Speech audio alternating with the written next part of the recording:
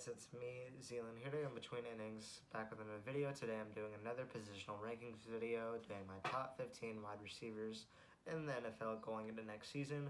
Remember, this is not based on the rest of their team's skill and their, like the quarterback's throwing to them. It's just their skill, how they perform, how I think that will translate to next season. Sorry for last video's kind of bad quality. Using an iPhone 8 right now. I broke my iPhone 11, so using my dad's old phone until I get a new one. But luckily there's a little bit better quality. At least it's showing on my screen that there is, but it might look different after I'm done recording. But yeah, let's get right into it. So number one, not Cooper Kupp. Sadly, one of my favorite players. I'm a Los Angeles Rams fan, not a bandwagon. I've been a fan since I think I've liked them since like 2014, 15 when they were really bad. Went like 4-12 or something. But no, it's Davante Adams. He is not even the Aaron Rodgers quarterback. Just you see the way he plays, how he performs against all these corners, the separation that he creates. He still deserves that number one spot. Obviously with Derek Carr, I think they both went to Fresno State. I don't remember if they played at the same time, possibly. I think they were teammates, so definitely already some chemistry there. I think this could be a good relationship, Derek Carr, Davante Adams, and I think he's going to keep playing like that. I have him as my number one. And number two, I have Cooper Kupp. Just had probably the best receiving season of all time. Maybe not the best, but at least top two, top three. Matthew Stafford as quarterback obviously performs a lot better with Jared Goff than Jared Goff, but still is good with Jared Goff. Just how you see how he performs against all these corners, all these teams. He's not just amazing in one game, he's amazing in all the games. He's a threat in every single game on both sides of the ball. Well, not like offense, defense, I mean like left and right side, he can do everything. He can block. He's probably the best blocking receiver in the league. So a little bit behind Davante, but have him at number two. At number three, we have one of the youngest dudes on this list, Justin Jefferson, showing how he can play with a mediocre quarterback like Kirk Cousins. Already having, I'm forgetting what was the record. He got like the most receiving yards in 2 seasons or whatever. In the first 2 seasons, and that was a record previously held by Odell Beckham Jr., who also went to LSU, like Justin Jefferson. But all around amazing player. Can't wait to see how he progresses, and he's already a superstar. Definitely top 3. Number 4, we have Tyreek Hill. This is probably around the range he was for most people last season as well. Has Tua Tagovailoa as his quarterback now. Not about Tua, about Tyreek. Has that speed. He can beat any corner over the top. Obviously, that makes him very good on cuts, inside routes too, slants like that. And could possibly be used as a running back out of the backfield just with his speed, returner, all that stuff. Very good hands, very speedy, a very big threat to any defense. Not top 3, but we give him number 4. At number 5, we put Jamar Chase. This was already kind of high, putting him this high already. But this, you're already seeing key names missing, and I will explain all that in a minute that aren't in the top 5 that you think usually would. Jamar Chase showing like how dominant he can be, being an amazing, getting offensive rookie of the year, I believe. Amazing rookie season, helps Joe Burrow lead his team, the Cincinnati Bengals, so their first Super Bowl in 30 years. They don't pull off the win, but he had an amazing season. Very versatile, love watching him play.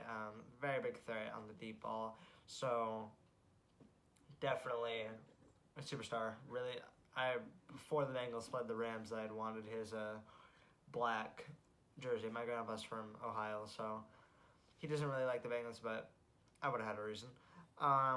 At number 6, we have Deebo Samuel. This dude's a threat, both as a running back and a wide receiver. Wide receiver, he is obviously a big threat, but it just helps that you can also run the ball with him. You can do Wildcat, a lot of different things you can do with Deebo Samuel. Any team has to watch for him for blocking, for running, for receiving. So we put Deebo at number 6. At number 7, we have Stephon Diggs. Yes, in a normal where the NFL didn't just got so weird after COVID and all this controversy and weird happening and stuff happening, Diggs would definitely be top 3. Probably last year, the year before that, he was top 3 for me. Josh Allen, amazing, my number 1 quarterback that I put in the last one. So I think he will perform like a top 3 receiver this year. Having Josh Allen and an amazing Bills team that got even better this offseason. You got people like Von Miller joining the team. But just wasn't shown as much. I don't know, dropped off a little, like, still doing good, but those guys in front of him just they had a lot better year, but definitely still a top 10 threat. Mike Evans at number 8. Tom Brady is I'm gonna get so hated for this. Have like the best stats, but it's because he has an amazing team. People like Mike Evans, Chris Godwin. I have 2 Tampa Bay Buccaneers wide receivers in this top 15. Evans and Godwin. Godwin's not in the top 10, but still. Tom Brady just has so many people throw to, so I think he's honestly mediocre right now at this point. He just like can throw short passes and they can run the ball even farther for more yards. But what's his name? Mike Evans. He is a very big threat, best receiver on the Buccaneers, and I feel like he's underrated. A lot of people forget about him. So I have him in my top 8, put him at top 10, have him at 8. Another guy that I think is hugely underrated, and now he is an amazing quarterback in Justin Herbert, Keenan Allen. Shows he can be a real good threat, really good wide receiver duo with Mike Williams. I just don't know why he doesn't get so much love. This guy is a very big threat, and if you're playing the Chargers, look for number 13. We have number 10 running at the top 10. I know this will get me a lot. CeeDee Lamb at number 10. Very young player, has improved himself as much as like Chase and Jefferson and some of the guys kind of like that, because they already I already have Jefferson at number 3. And he's going into his 3rd season, and we have Chase at number 5, and he's going into his 2nd season. And CeeDee Lamb's had, I think 2 seasons now. I think he's the same draft class as Jefferson. Maybe it's his 4th season, but I believe it's only his 3rd. He was already having amazing years, even with Amari Cooper. And imagine him without Amari Cooper there, and now him being wide receiver 1 with a very good quarterback like Dak Prescott playing the Cowboys. Like, come on.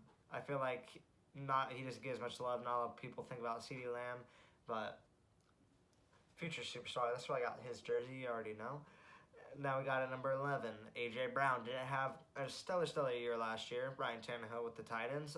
Now that he's with the Eagles, I think he'll honestly do better with Jalen Hurts. I like Jalen Hurts more than Ryan Tannehill.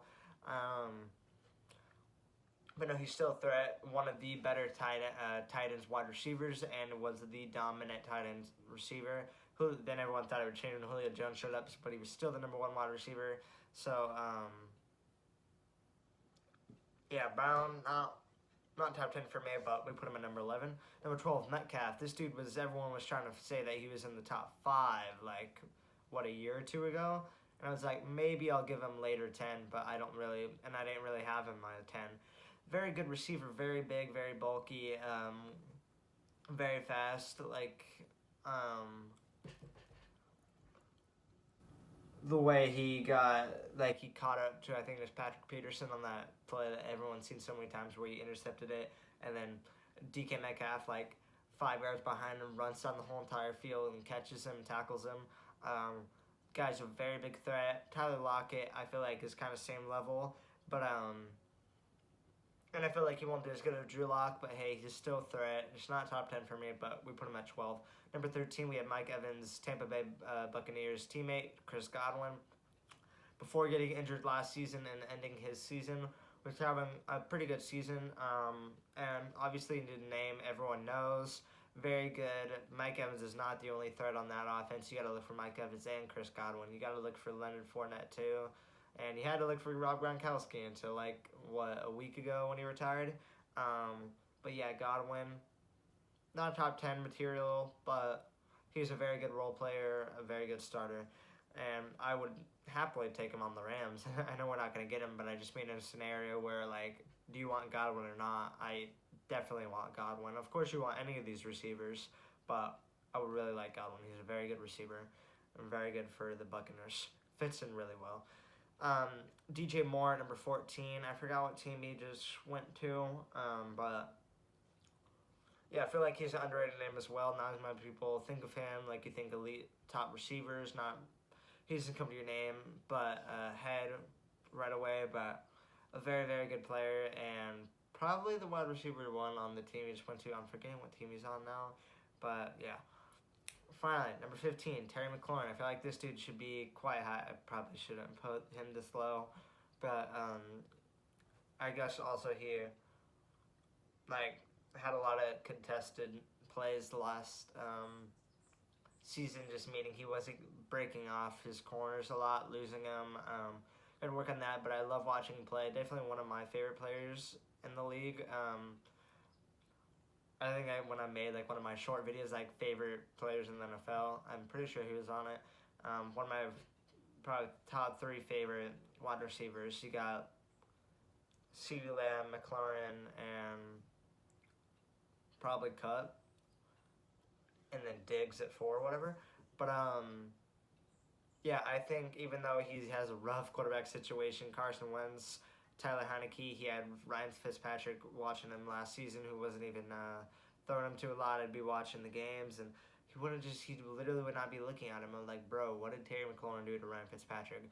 And I had Terry McLaurin on fantasy, thought he was going to pop off, and he was usually getting like 8 points a game. But I definitely think he was top 15, going to have a better year probably with Taylor Heineke instead of Ryan Fitzpatrick. But yeah, definitely a receiver you have to watch out for. Don't take him for granted. That's it for today. Thanks for watching. No, this wasn't exciting. Not many opinions, as I don't really know much about their like individual aspects that are differentiate from other receivers as much as quarterbacks. That's more the position I know a lot about. I don't know tons about positions themselves. Like oh, this dude is super agile and acceleration, all that. I just know a lot about football as a whole, spreading over the whole sport. But yeah, that's it for today. Thanks for watching. Have a good day.